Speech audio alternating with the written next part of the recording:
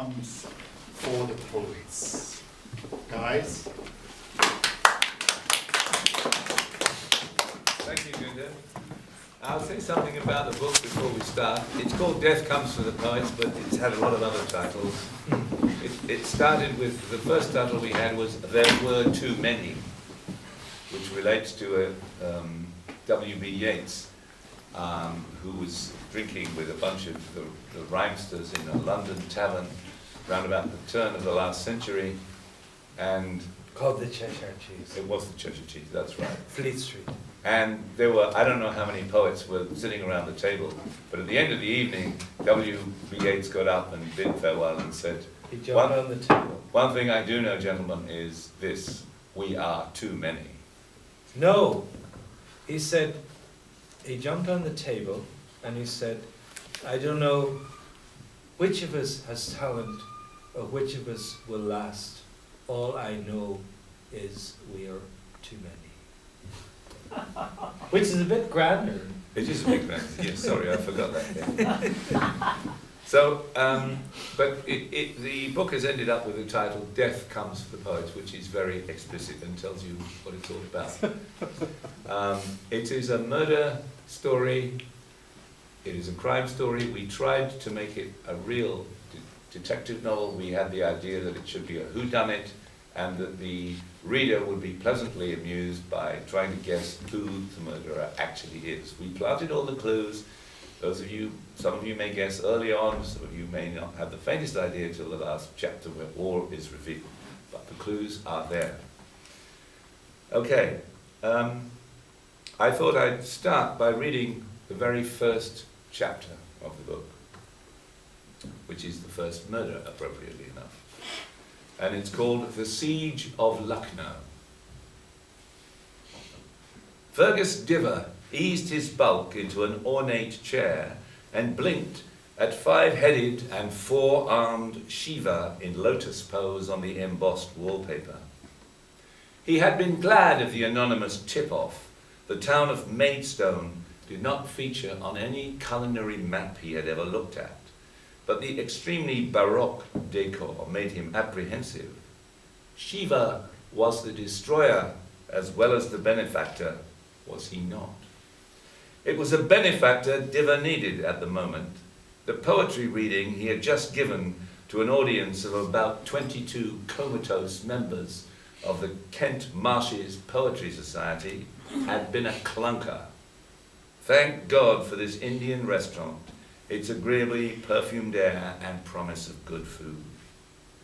And thank God he had managed to dodge the octogenarian chairman of the society, Herbert Bloody Ludlow. Diver should have been warned off by the gushing enthusiasm of the man's voice on the telephone. Why on earth had he agreed to this gig? He had caved in to the man's boundless, gibbering persistence. That was why. At the start to the reading, Ludlow had delivered the longest, most rambling and redundant introduction to a guest reader that Diver had ever had. And each of the very few facts mentioned had been wrong. Titles of books scrambled, prizes awarded that Diver hadn't won, prizes he had won neglected. Worst of all, the old man kept getting the name wrong, even though he had been instructed beforehand. Diver pronounced Diver, the poet had said, with a modest smile he used to convey vital information. Ludlow had kept calling him Fergal Diver, deaf to the poet's hissed corrections. Christ, what a way to spend a Sunday evening. The trains had all been fucked up on the way down from London. Biblical floods of rain had ruined his second-best jacket, and he'd signed only one book afterwards. Many of the members of the Kent Marshes Poetry Society, thought Diver, were well into the territory where they should have been giving serious thought to euthanasia. And they were mean as peasants to boot. The only book he had signed had been a long out-of-print copy of his second collection, The Tram to Nowhere. He took a deep breath. Was it the 4 beers he had had at the reading that were making him dizzy, or was it Shiva's 5 heads? Diva tried to blank out the discreet pinging that Indians called music. He allowed the plashing of a fountain at the end of the room to soothe him. A tolerable background, if you had to have noise at all. Not much in Maidstone to satisfy the gourmet, the message had read, but you might find the siege of Lucknow pleasing. The mystery informant had signed himself an aficionado of your column.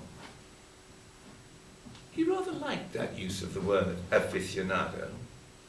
Diva's restaurant columns in the Observer brought him more praise and good wishes and followers than anything he had ever done in the poetry line.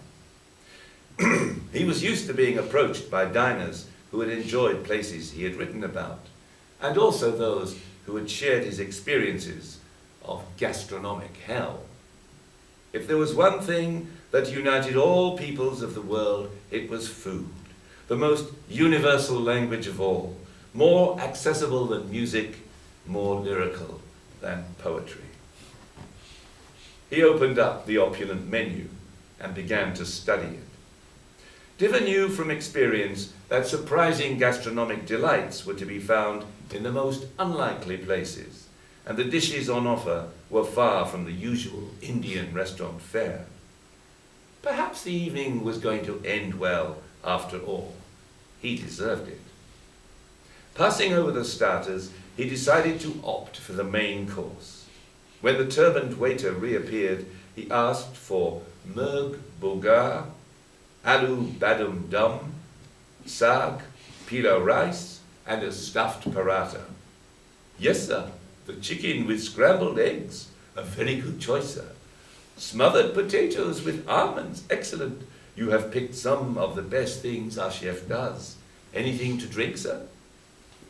This 2005 Rioja looks good. Bring me a bottle of that. Yes, sir.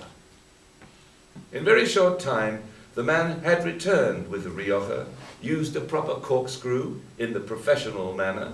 Diva was pleased to see this in an Indian restaurant.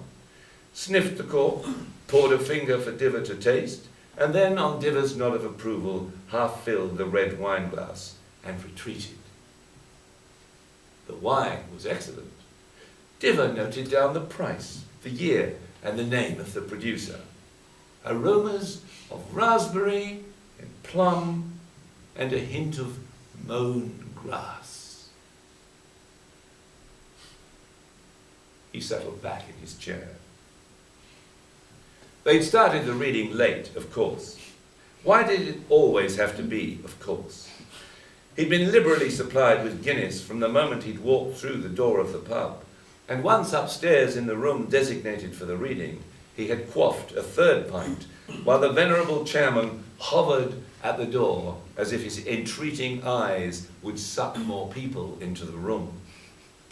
From time to time, Ludlow had glanced back at the visiting poet as if to make sure Diva was not about to metamorphose into a roaring drunk, a possible side effect of readings given to the Kent Marshes Poetry Society. Diva, surveying the uncrowded room, had noticed that one woman had brought a child of 8 years or less. Well, he was not going to delete any expletives on that account. A number of very elderly people were having difficulty finding parking space for their walking sticks and other more cumbersome paraphernalia. 2 nuns had stared at him from the end of a row. Had his reputation as one of England's most famous atheists not reached Maidstone? He had directed an anti-clerical scowl at them, and they had smiled and nodded back. He ought to have got up and left then, but of course, old troopers keep trooping. The show has to go on, all that rot. He brooded, staring towards the kitchen. The waiter emerged through waistcoat swing doors, bringing poppadoms and pickles, placed them on the table, beamed at Diva, and vanished back into the inner precincts. The poet cracked some slivers and refilled his wine glass. Perhaps